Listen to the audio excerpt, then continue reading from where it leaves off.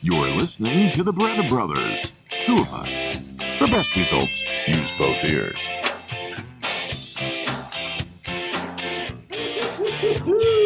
Are we there? Are we here? Are we on? Can anybody see us?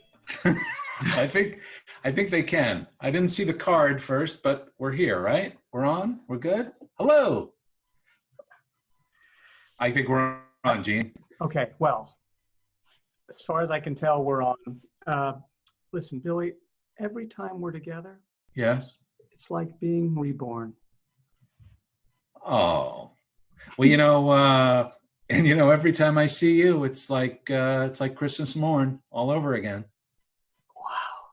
So The times how I I spend feel. with you, I get a little chill, like a first kiss with a girl I've had Really? a crush on for years. Well, you need to speak to someone about that. So let's talk about what's coming, what's happening. Come on. Okay, well, sure. It's because unfortunately, folks, we apologize. We started a little late. We had a few little things on our end, but we're all good. We're just getting this thing going. Next week, it'll be even worse. So hang in there with us, and it'll be awesome. Next week, you just won't see us. You'll just hear us. Maybe. Yeah. No, this is great. We're having fun. So we should mention we have our good friend Tom Bergeron coming up as our first guest, right? Yep. In a few. We're yeah. going to follow that up with our good friends from way back when, Bob Schooley and Mark McCorkle, who are renowned producers and writers for animated television shows, movies. They've written a book together.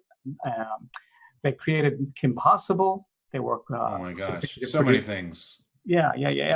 Oh my God, so many great Hercules and Aladdin, the series Aladdin. Now they're on Big Hero 6. That's a new series of theirs that they've been doing. So they're amazing. I can't believe we actually know them. Maybe they've forgotten us, so we'll have to ask them a few questions about the past. Yeah, we'll remind them a little bit. Yeah. Here's the phone number if you want to call in. In the U.S., it is 888-627-6008. That is 888-627-6008. Internationally, 323-744-4831. And I wanted to mention something. Yeah. I don't know if you know this, but so last night I made like a homemade mac and cheese. Right, with bacon. I know you don't eat meat, but with bacon. Right. And it had mozzarella cheese and I like different cheeses. And then today I went to wash the pot and I learned something. What? Don't try and wash a pot with cheese in it with hot water. What you know why? Well, it just keeps going. It's just more cheese. If you use cold water, it solidifies the cheese. And then it comes out easier. And then you can wash it with hot. I just thought maybe people would be interested. The next time you're making a cheesy thing, don't wash your pot with hot water first. You know what that kind of reminds me of? What? I was in storage yesterday and I found this. Oh my God. Quickly tell that because we got to bring Tom on. Right. Well, this is an old stomach distress bag. The reminded me of this vomit distress bag from the movie Mark of the Devil back in the early 70s. We'll tell you that story a little later in the show, but I wanted to show you what I found. Yeah, that was awesome. First guest. Well, let's do it. Let's bring him. He's waiting. We'll bring him on. I'm Tom Terrific, greatest hero ever. Here he comes. Terrific is the name for me, cause I'm so clever. I can be what I want to be. And Tom. Come on, Tom. Follow me. Hey. Did you hear your theme music? I didn't hear theme music. Not at all. No. Sorry. Wait, hold on. Don. Right. Oh, Don. Please do it again, would you? Don's going to bring it on. Come on, Don. I'm Tom Terrific, greatest hero ever. Terrific is the name for me, cause I'm so clever. I can be what I want to be, and if you'd like to see, follow me. Ah, Tom. Wow, that's good. I like that. I'm gonna use that forever. You know that? Do you know that at all? Have you familiar with that? From Tom Terrific. An old cartoon. It was an Oh old. yeah, I remember Tom. Oh, you know it. Okay. And his mighty dog Manfred. That's Exactly. right. You are Tom Terrific, as far as I'm concerned. I have an animation cell from that cartoon, by the way. Do you Oh, you really? do? Yeah. Oh. Cool. How are you? I'm good. I'm good. You look good. Birds are nesting in my hair now, but other than that, that's pretty good. Oh, well, I hope they're friendly and they lay eggs or something. You know, you gotta. Yeah. You don't have to have things delivered all the time. You No, that's right. You just reach up, crack one, open it. There you go. How are you guys holding up? We're good. Doing well. Okay. Yeah, Just, we're separate, but we're good. Yes. Yeah. Yeah, it's better that way. Yeah. Hey, Over here. hey, I oughta. No, I guess I think people are gonna. I just want to maybe start with a question that I think a lot of people are curious about, at least Muppet folks and fans. And so, we've done a lot of Muppet things together Absolutely. over the years, right? And I was trying to count, and I don't know, I think it was 7 or 8 different, who knows, collaborations. Yeah. But is there something, and I know people follow you, there's a whole Muppet wiki page about you and the Muppets. Oh, is there? Okay. Oh, yeah. But is there something, was there a particular thing that we've done together, the Muppets and you, that you as a favorite thing? And maybe also, what's the kind of oddest thing about working with the Muppets? Is there something, that people don't realize from a human's perspective, what that's like? Well, I'll start with that. The oddest thing, and I've said this to a number of people, is that you guys infuse the Muppets with such personalities that I always forget the humans are still there. Great. You know what I mean? That when I'm talking to Piggy or Kermit or any one of you guys as Muppets, I forget that there's a danger I could step on a human. But my favorite memory is of doing the overnight of the muscular dystrophy telethon. Oh man! In Vegas, and we'd be seconds from air, and we'd be just shooting ideas at each other, and then we'd be on live, and we'd do it. Were you there the night? Of course, it's like 3 a.m. It's like a Fellini wet dream. I was always there. Yeah. Well, there was Bob the Spoon played Flight of the Bumblebee on spoons of different sizes. And so then the camera came to me and I figured, well, we're on live television. So I said, so I'm listening to Bob the Spoon and I'm thinking, what the fork was that? Nice. Yeah. Well, you know what? I just remember the very first year that we did something with Jerry, they gave us a script of the 11 to 5 a.m. time. Yeah. And it had where we were supposed to be and the lines and, the different script and stuff.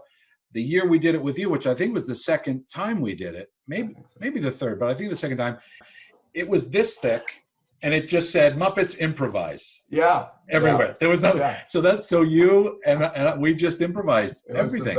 It was the best. Yeah. Did you have a preference with Pepe versus Johnny Fiamma? I like Johnny. I mean, Pepe's great, but Johnny, you can really riff with Johnny. You know what I mean? And he's such a good singer.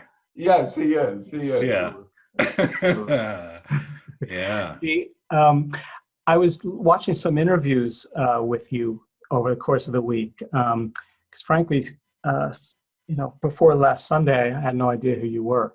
So I did lots of research. Hey, Bill, who's he?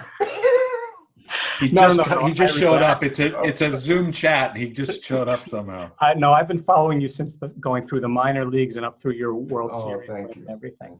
So I came across a special interest of yours, and I think out of all the things that you've achieved, your proudest must be interviewing Moe and Larry.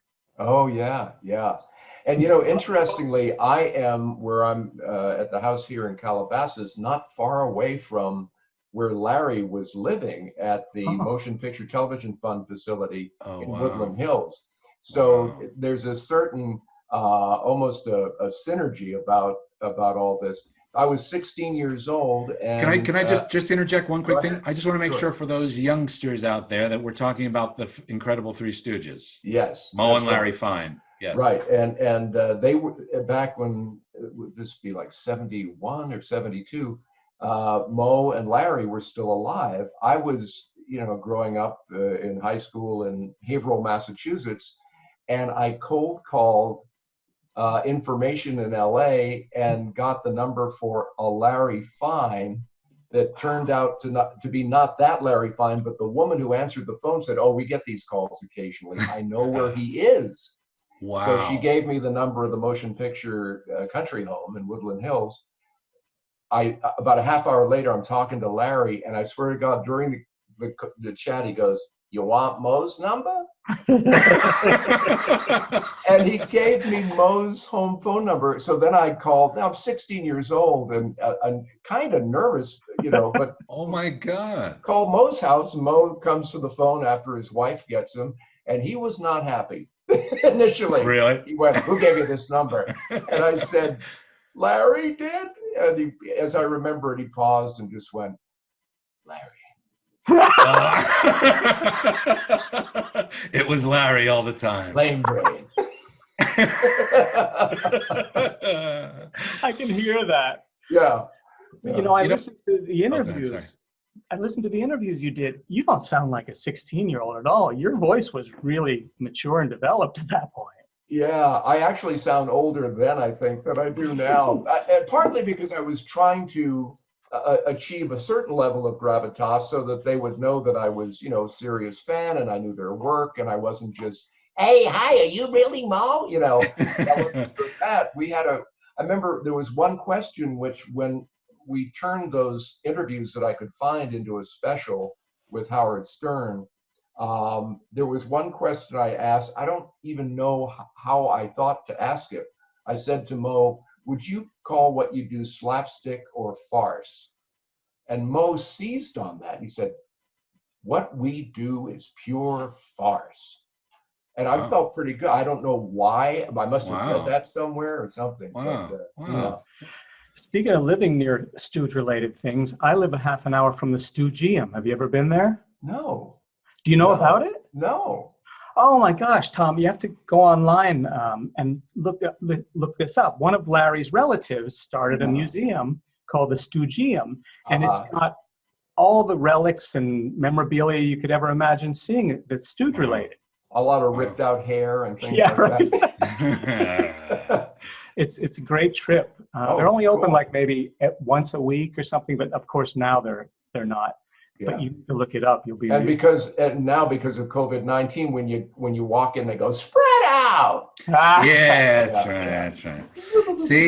See, that's a Tom Bergeron moment there. That's spontaneous and loose, which is what I think people love. That's what I love when we get to work together. Mildly amusing. So that's not really funny. No, but spontaneous. Yeah. But seriously, I think people would love to know, people that are interested in getting into this arena of what we do for a living, entertainment. How do you deal with, everybody has their things, but how do you deal with nerves and like for live TV, especially Dancing with the Stars? My favorite bits of Dancing with the Stars, and I know I've sent you little messages. Yes. Some of the little things that I don't think people catch as you're going out or coming in, best. But how do you stay calm and relaxed in that way?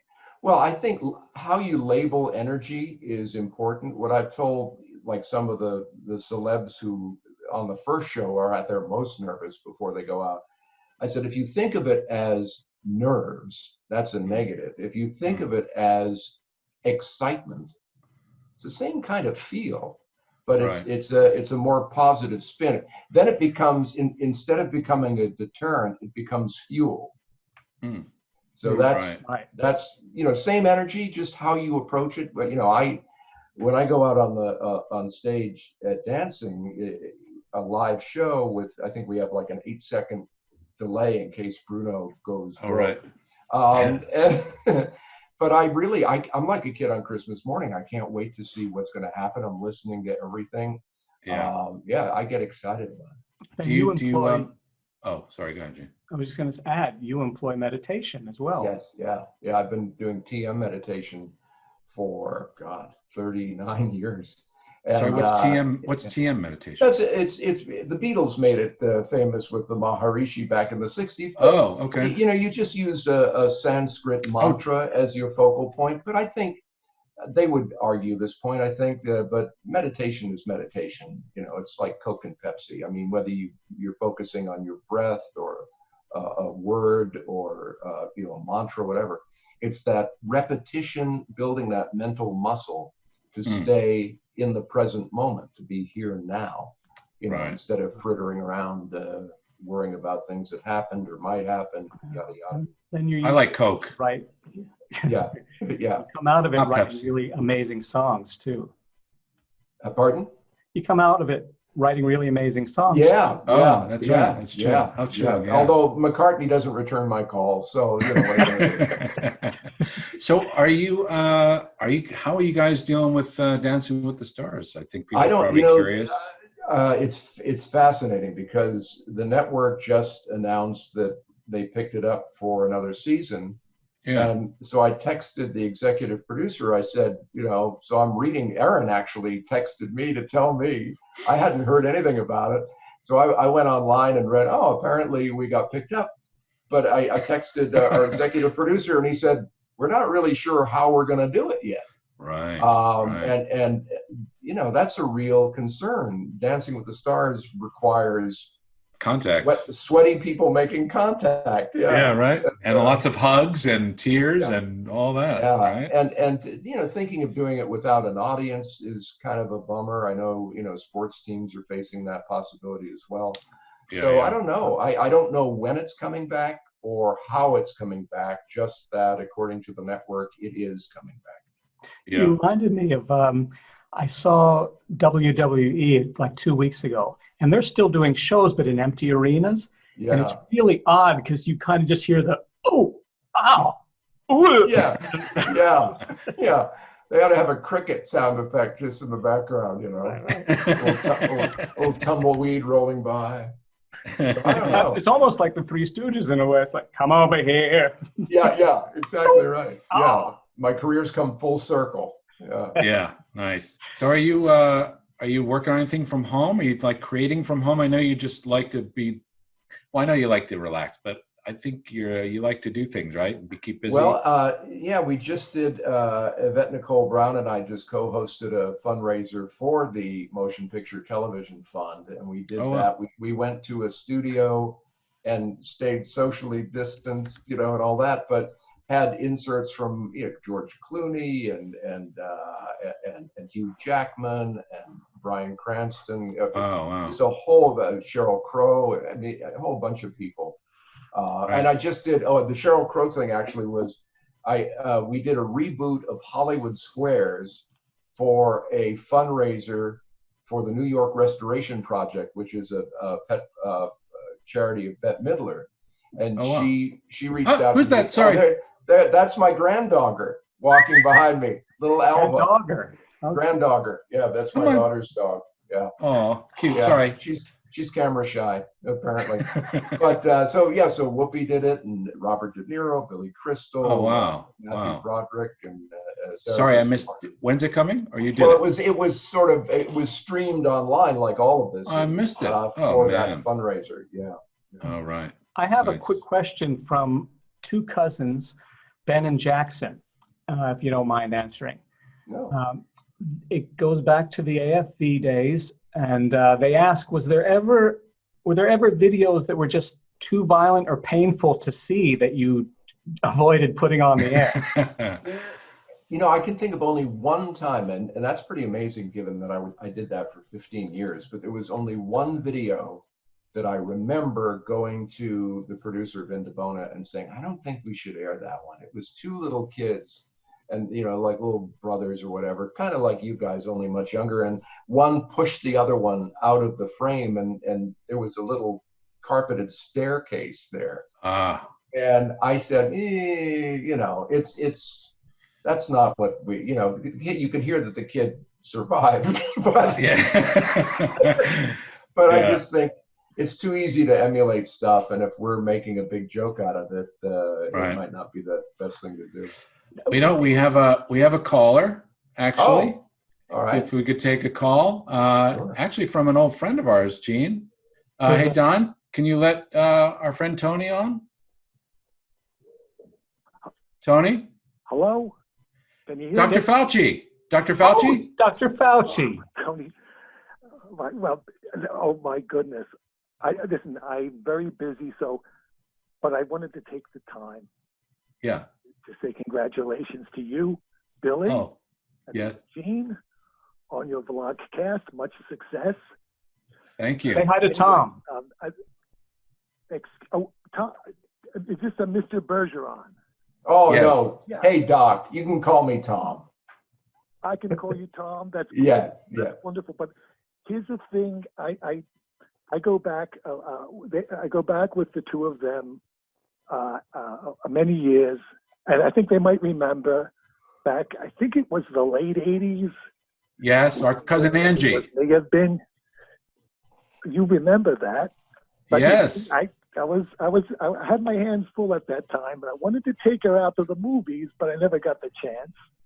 Right. But yeah. Well, anyway, I think Billy, you were headed to New York to. Yes, that's right. Yeah, at that time. But did you want to?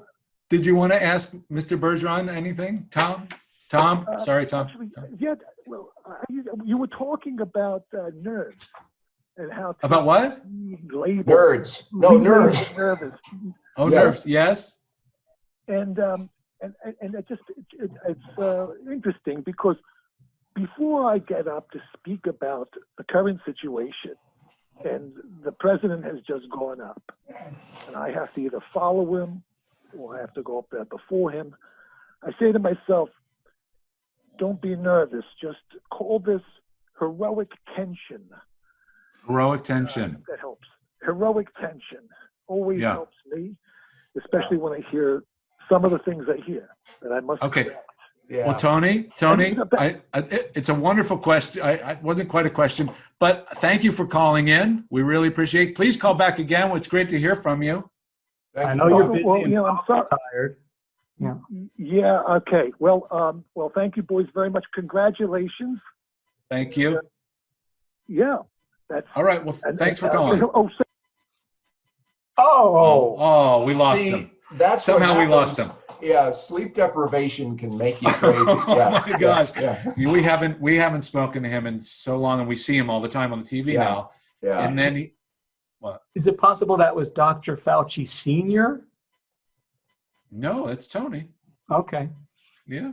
No, sorry, Tom. No, that's all right. My favorite Dr. Fauci tick is the face palm. when Trump is yapping and he just goes, oh, Jesus Christ. Yeah. How do I flip this? Oh, jeez. Yeah. Now the frowns are hidden by the mask now. For this, I went to medical school.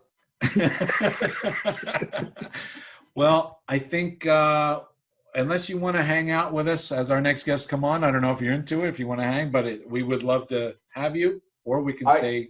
I don't think I'm going anywhere until July. So, so I'm Cool. fine. Yeah, You I want can to hang stay? out. Sure. So our next guests are actually friends of ours who we grew up with. Unlike me. Who are unlike you, but have become writer-producers for Disney, for Nickelodeon. They created great shows like Kim Possible.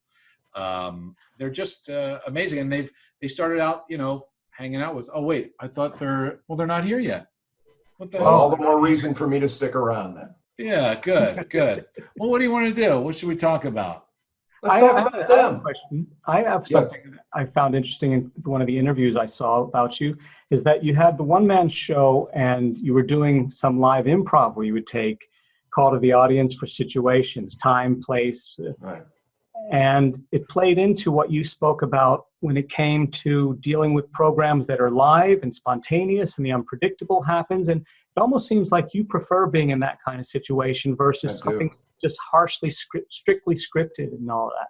Yeah, or pre-taped. I mean, one of the reasons I've loved working with the Muppets over the years is it's all, it's always loose, even if it's scripted. The core of the points you're trying to get to, like in good improv, you have a beginning, middle, and end, but how you weave those things together is improvisational and wonderful. In some ways, AFV was harder for me to do than the dancing show, only because of the nature of a pre-taped show. And there'd be occasions when, for example, they'd play a video in the studio, and my inclination would be to refer back to it, but we don't know if it's going to be in the final edit. So I'd have to hold my time. It looks like some guests are showing up. Oh, he just kind of popped in. Yeah, that's Mark McCorkle. Mark, can you hear us? Mark? I can. I'm sorry. No, that's okay. You just popped on. Usually, I thought it was a virtual waiting room or something. It was. So we I feel so rude that I've interrupted. No, don't worry. We were just riffing, waiting for you. Yeah. Oh, I find that hard to believe. No, it's true. Tom wanted to hang out. He actually wanted to hang out while you guys were on. So we were just hanging in. Tom, where's Bob? Mark. Is he going to come? Bob's going to come. He'll do it the correct way. You think? Yeah. I think you did it the correct way. I think you just got somehow something just allowed you to There was get talk on. of a virtual waiting room and some guy who was going to scrutinize me to make sure. That's right, Don. A virtual cavity search. And I went right past Don. Yeah, you just completely avoided Don. So- Well, this is Mark McCorkle, Tom Bergeron. Tom, nice to meet you. Mark McCorkle. That's Gene. Gene, nice to meet you, Mark. I'm familiar with your work. So, Mine, as you as Tom, I do have I hope you don't mind, a question no. about Dancing with the Stars, because this family watches it. We asked it already. Oh, go ahead. Well, here's my question. Gosh, it's a lot of dancing. Do you ever do you ever get to a point where you're like, "Ooh, maybe I got to switch it up," or And do something you just didn't? else You just laugh. You just drink it in. You yeah. So like one season, do macrame with the stars or something like that. Yeah. Cooking with the stars. Yeah. My wife and daughter are both dancers, so they love it. And I love watching it. But there's a point where it's like dancing again, huh? All right. Well, it's working. It's working. So don't let the title fool you. Yeah. Sometimes when you see the Muppets, you go, really? More puppets? Oh, more. That's right. We're doing that again. We're doing that again. Rainbow Connection again. Yeah, really.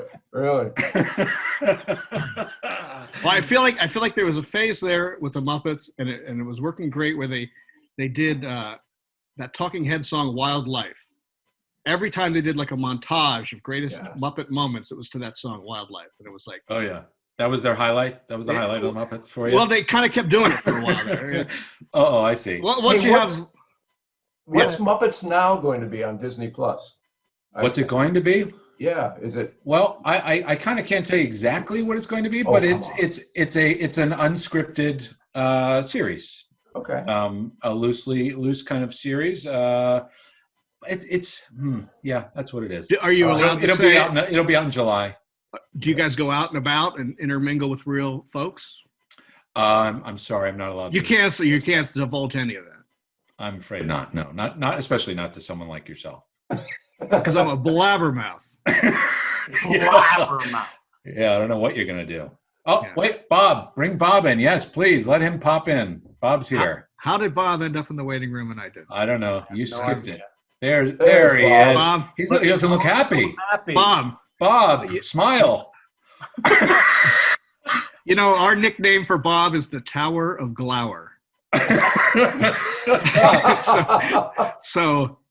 me just introduce real quick. Sure. Bob Schooley, Tom Bergeron. Hey, Bob.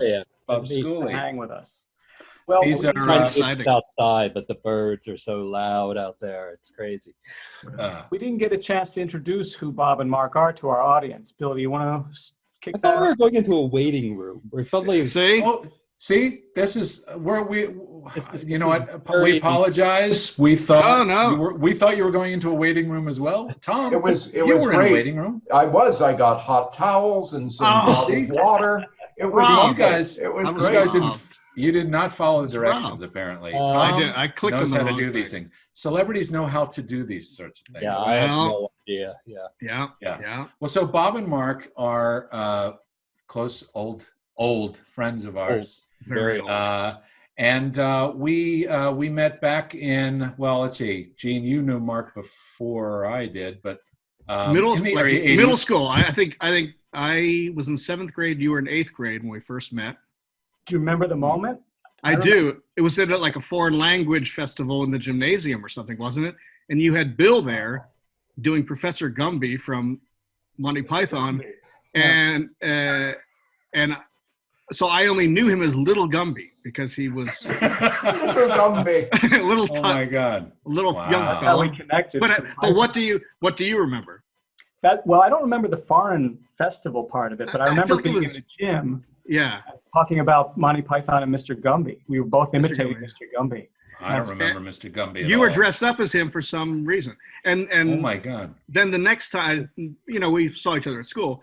But when I knew that Bill was a special case, when I knew he was a real specimen, I was filling in for somebody on their paper route. And I was in like a neighborhood I wasn't usually in. It was wintertime and it was kind of a drag.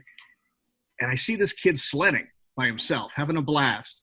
And as the kid comes closer, approaching me, he's got blood cascading down his head.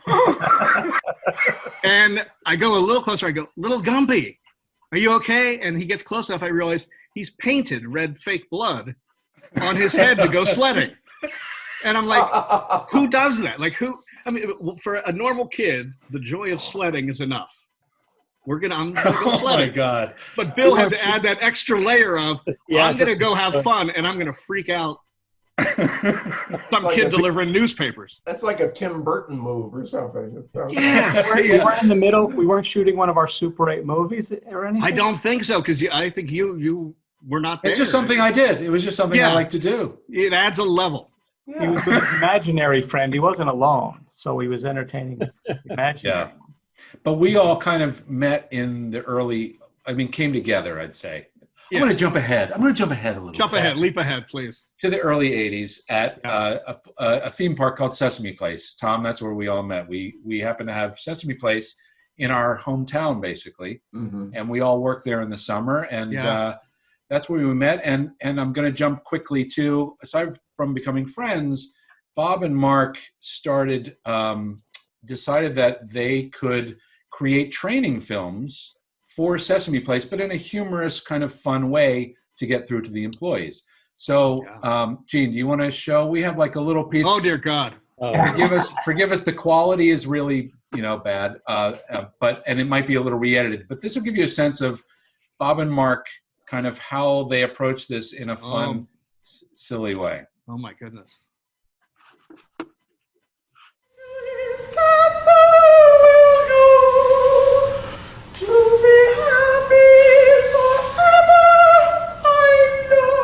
This is our friend Jeff. 30 years later. You know, this is a misconception about janitorial work. While it may not be the best thing since bubblegum, janitorial work at Sesame Place isn't really as bad as that. That's Mark There's one McCorkle. other thing you should be prepared for. With all of these kids around, there are occasional small digestive accidents. And that's By me. covering the offending matter with a special absorbent powder, the mess can be cleaned up easily. There you go. Wow. That was good. Life at a theme park was pretty wild. Life at a theme park, yeah. But the fact that how old were you guys when you kind of ventured into this? I mean, what, 18 or something? And they allowed you guys to kind of create this production company and do your thing, right? Well, I did a video as a project for college that was like a orientation video, and they bought it from me. So I used that money to buy equipment, but it was this really controversial thing at college because you weren't supposed to actually make a profit on your student films. Yeah. So they put a rule in after that. But The Schooley protocol. You're not gonna make a dime off this. Yeah, but that's how we had. Wow, I didn't know that. I didn't know that, Bob. It's crazy back then that having a VCR was like this insane thing to own in 1980. Well, do you remember how much videos would cost if you went into a rental store to buy a video? They were over $100. Yeah, it was like 100. Yeah. Now I've got all my movies right in here. Yeah. That's crazy. wild. Wow. Well, and I will say too, having the video camera to go out and do shoots, no one was paying us. We were just doing the other stuff just for fun. With all of us as a group of friends. If you had a camera and a cameraman, people let you do stuff. We interrupted. well. We interrupted the Thanksgiving Day parade in Philly one day. Yeah. Speaking of We that, just went. Well, that's the thing. So it became this troop that would go around with, in the back of our minds, I think we were thinking, maybe we could get this on a cable station somehow, and we could turn this into something. But it's true. Whoever we approached would buy into it. And Mark was such a great host. He played the host. We gave him a name, right? You were Skip Johnson. Skip Johnson. And Gene, you got that? Oh, dear. Yeah, also, too, though, we've got Bob's dad was a floor manager at the local NBC or CBS. CBS then. So we got badges to walk freely along the Thanksgiving Day parade and all that. But this is that's right. Some things we would try to put together. So just some quick examples of Mark on the prowl. Oh, man. And just winging it. My name's Skip Johnson. I'm from Landscope.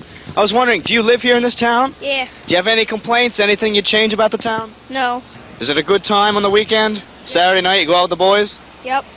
Do you have arms? Yeah.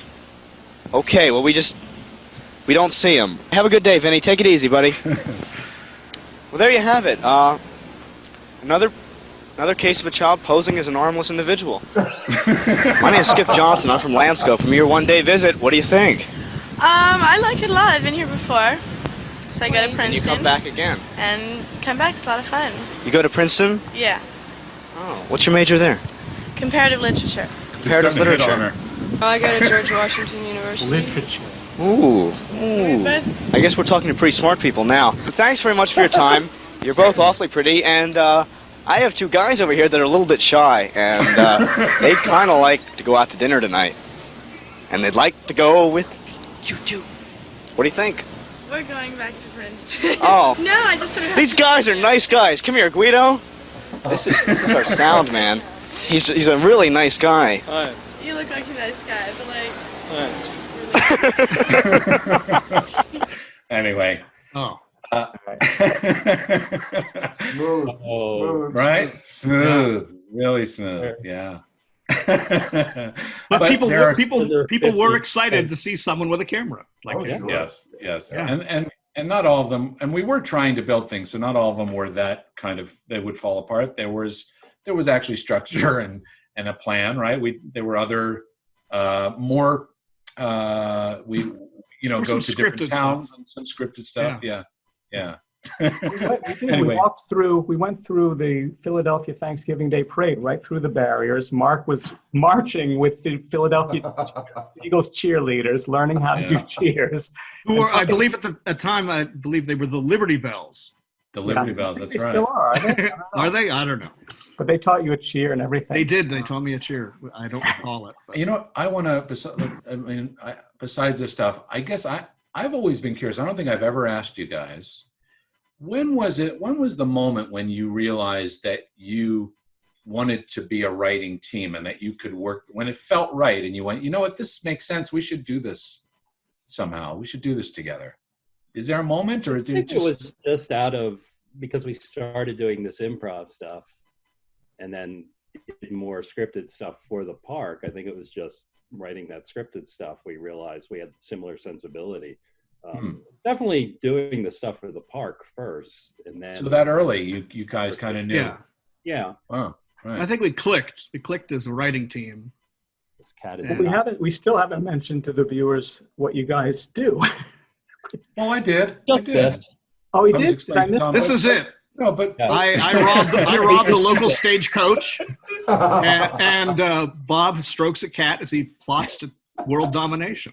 No, we work in animation. We're writer producers in animation. We created Kim Possible for Disney. We were at Disney for many years, and then went to Nickelodeon for a chunk of time. And now we're back at Disney. But you did things like the Hercules series, right? Aladdin. Looking at Thieves with Robin Williams was fun. That was a Penguins of Madagascar. Penguins of Madagascar over at Nickelodeon. DreamWorks. Monsters vs. Aliens, right? Yep. Big Hero 6 is the current one. Big Hero 6 is what we're doing now. We wrote some movies too. We did Sky High and Hotel for Dogs. And a bunch that. So what's the process? How do you guys work? Do you write separately and then come together, or do you bat things around. Very separate. Yeah, very separate. I think in the story phase, the earliest phase, it's good to be together and bounce ideas around. When it's time to put stuff on paper, we tend to work separately and then swap. Right. Hey, Tom, do you write? Do you write like? I know when that pilot that you had done a little while back, I was hoping was going to go. Were you part of the writing of that, or do you? No, I didn't. No, Right. that was all. You talking about that? The Messenger, where I played the Messenger of Death. That was great. Departure from being the cheery video guy.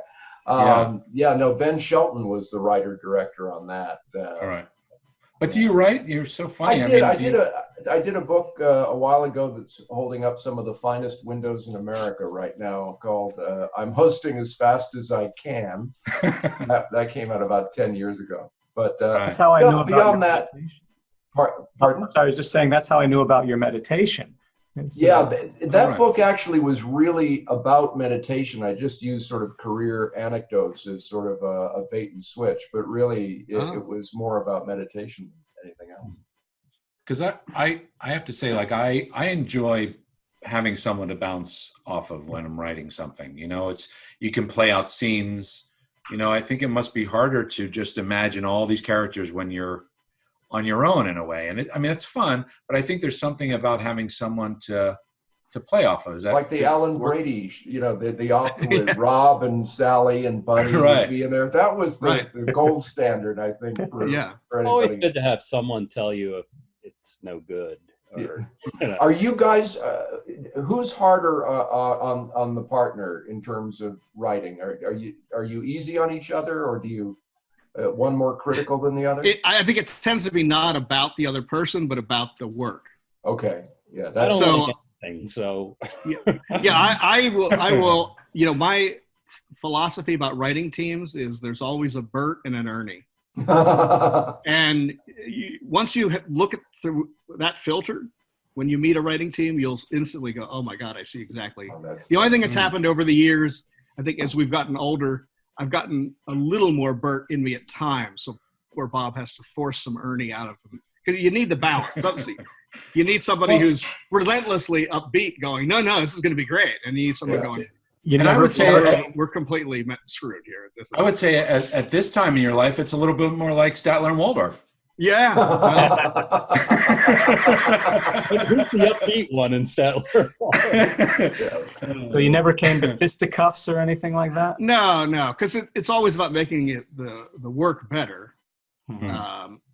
Do you ever consider working on solo projects, or is it always, do you need each other to? It hasn't really come up yet, but I don't know. We've been lucky that we've never been unemployed for 30 years, so there's never been this is the longest stretch where we're not sort of churning something out every day.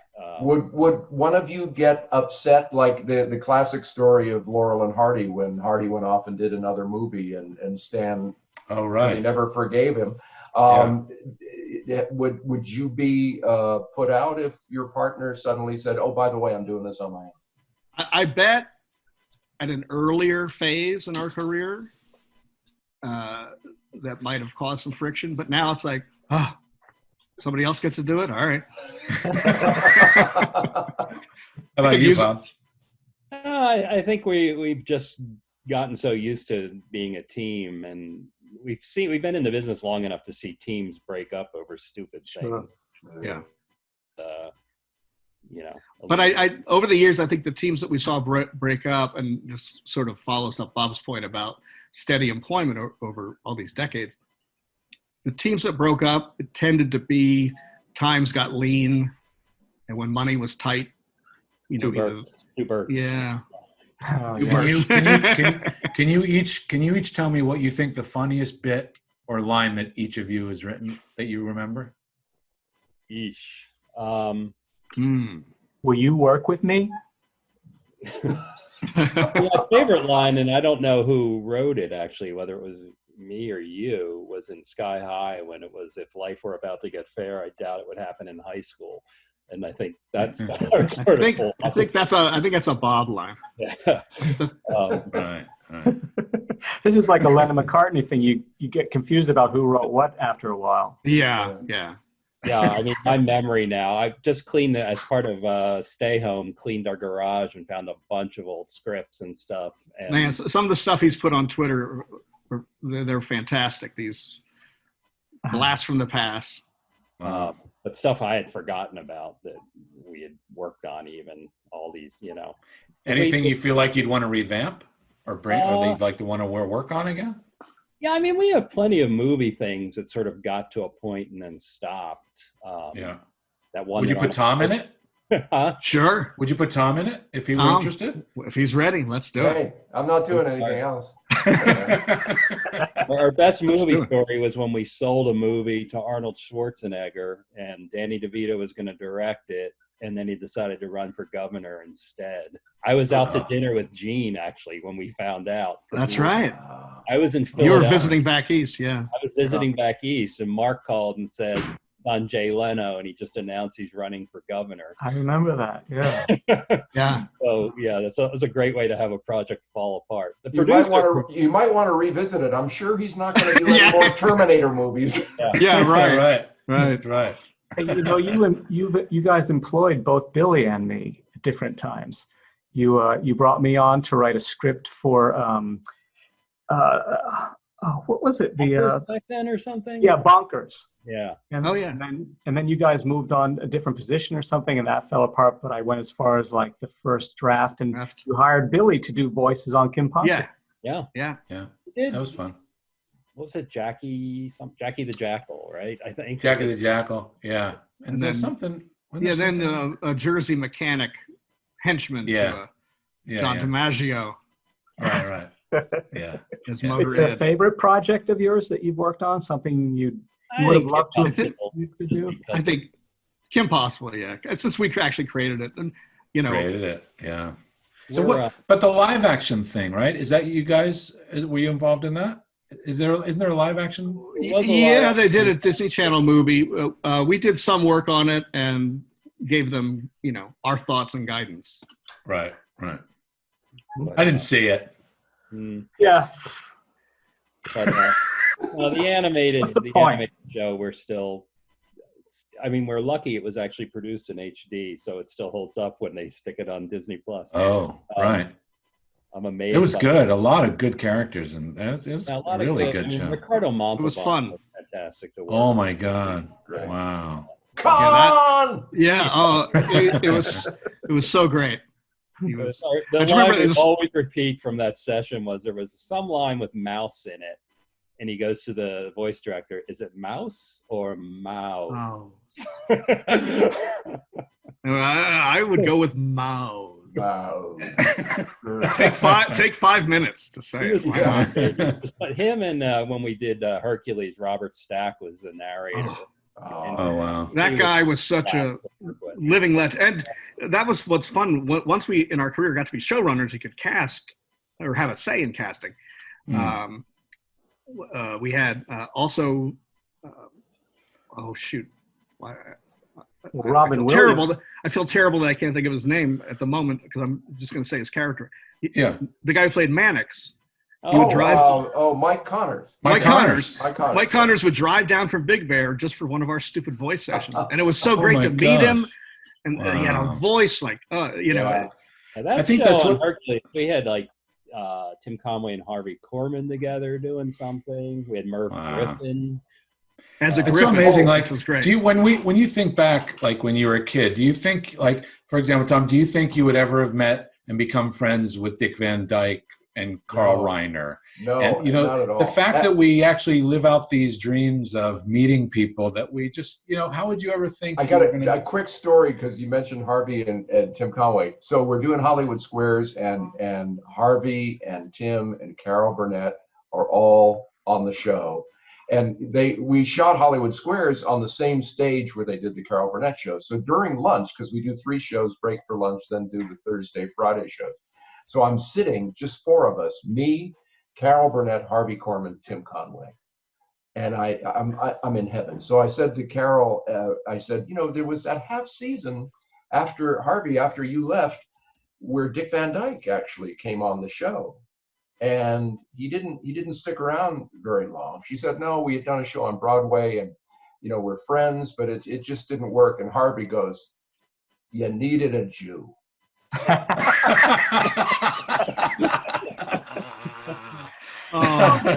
Tom, do you know what? For some reason, I have in my memory you impersonating Dick Van Dyke doing something from Mary Poppins. Did you do something like that? Well, I did. I hosted a fundraiser for Dick's arts program, and he sang with the Fantastics, his a cappella group. We all sang "Let's Go Fly a Kite" together, which was amazing. Oh, wow. But one time when I was visiting Carl, I did a Van Dyke pose, sort of I don't know if I can do it right now, but and Dick and I actually did dueling Stan Laurels at lunch, crying Stan Laurels. Yeah, I've got that on my Facebook page somewhere. Did you see Stan and Ollie? Yes. Yeah. I liked it a lot. Did you like it? I did too. I thought Steve Coogan particularly was great, because I'm so used to seeing him as Alan Partridge, and and he pulled off a wonderful Stan Laurel, I thought. And Bob, how long did you run with the Fantastics? So he was there almost the whole time. We did work with Jerry Orbach once. Speaking of Fantastics. Yeah, right. Yeah. How about your Robin Williams project? Can you tell us about working with him? Yeah, that was fun because it was the Aladdin direct-to-video sequel. When Robin sort of patched things up with Disney, came back to do it. So we spent a week in San Francisco with him. And it was kind of painful because you had to laugh all day long. It was 5 days, and he needs an audience, and he had us, and and by the way, it's not like had to laugh as in it's like we were forcing ourselves to laugh. Oh, He's brilliantly funny, but at the end of the day, you go back to the hotel and go, wait, there are these muscles here that I had no idea that they were there. That laughing exercises. It was weird. Know, when we lived in Philadelphia, we went to go see him. I think he played at Princeton or something, Carter Theater. And then to be sitting as his only audience, and he was great. He didn't know who we were. Yeah, but took our suggestions, and, riffing off. And at lunch, ate with everybody. It wasn't like he, had to go off somewhere separate or whatever. You mentioned when he made up with Disney, that was over Aladdin and his compensation for the genie. I understand Disney gave him, what was it, like a Picasso? Picasso. Yeah. Wow, really? Yeah, as I recall, Joe Roth patched it up when he, took over the film studio. Wow. But that was a bit. Is there anything you guys want to mention before we're going to have to start wrapping it up in a minute or so? Any projects or things like that? Anything you want to say about me, maybe about my hair or anything? How I look? I already said everything about you. Yeah, Bill, I do something about that pink curtain behind you. Okay. Yeah. All right. That's all. Just remove it, basically. Remove it. Yeah. Just remove it. Yeah. Okay. And Tom, I'm going to prove my away from you. passion to you. When we get off, Billy's going to forward you some images because I write and illustrate children's books, and 10 times now the Three Stooges have made background cameos in my book. Oh, no kidding! I'd love to see those. Yeah. I didn't know I was going to be forwarding you images, Tom. This is the first I've heard of it. Forwarding images. Okay. Yeah. Okay. Thanks for talking with us, guys. Tom, it's great to have you come on board as a co-host. Thanks. Yeah. Thank you. No, I'm so happy you stayed. I'm so Yeah. happy you stayed. It's really great to have our friends here, and this was cool. What a great fun show. I really appreciate it. We were really grateful. Thank you. I'm going to go back into the green room because I left some of my bottled water. Yes, and don't forget there's the cookies and the brownies and the little champagne, the small champagne. And by the way, the socially distanced massage therapist did a wonderful job. It's more like Reiki, isn't it? Yeah, it kind of is. Yeah, it is. And so you guys didn't get that, huh? That didn't Bob and Mark? We just got plunged right in. Oh, what a shame. Oh, Bob, do you want to say anything about the guide dogs? Is there anything that you can? Well, we raise guide dogs for Guide Dogs of America out here. And right now, I think they're sort of on hold because the blind people come there to get trained on them, so they can't do that. So, but they're always looking for puppy raisers. Bob, sorry, that's a cat. You're holding a cat, Bob. Yes. Our guys are- That's why business hasn't been so good. Yeah. Mark, he doesn't know it's a cat. He has good days and bad days. All right. Just play along. Gang. Yeah. Thank you again. Well, this was great, you guys. Tom, what an Thank you. honor to meet you. This is A exciting. pleasure. Same here. Same here. Thanks so much. I really enjoyed And it. this is how we contact. This is how we say goodbye. We contact our engineer in the old-fashioned Jack Benny way. Oh, Don, take us out, Don. Now wait a minute. Join us next week. Next week, we're going to have the Blasucci family, Dick Blasucci, Anthony Blasucci, and Maria Blasucci, writers of Family Guy, SCTV, actress, and we're going to have our uncles Harry and Paul to join us as well. Come on back. Until then, see you next Saturday. Thanks, guys. Bye, everybody. Thank you. Come on, Bob. Shake it up.